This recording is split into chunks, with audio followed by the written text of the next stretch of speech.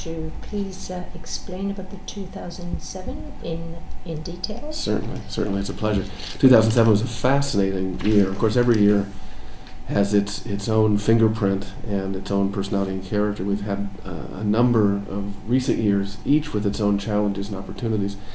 2007 is particularly so. The year for the growing season was ideal. Perfect conditions, early set, bloom and set, and growing through the summer.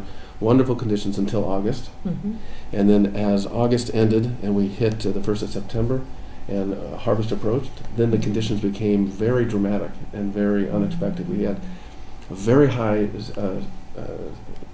peak in heat.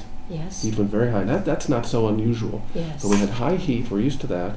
And then we had rains. Yes. Rains are unusual in Napa Valley and the harvest. And like Bordeaux is quite accustomed to dealing with rains, we're really less. Yes. So we had some rains in 2007. We had to go around to that. Yes. And then quite strangely, the temperatures got so low that we almost had a risk of frost while there was fruit still out there. We had to protect from frost. So we had heat and rain and frost. And so it's a vintage where the winemakers had to be very selective and careful. Because, of course, the real trick in harvest is picking on the right day, not too early, not too late, and and it's not done by chemical analysis. It's done by gut feel and flavor and taste.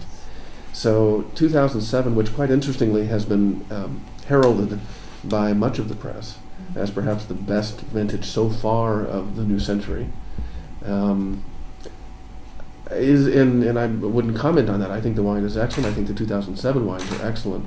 But it certainly wasn't an easy harvest. It was one that challenged the experience of the vineyard manager and the grape grower.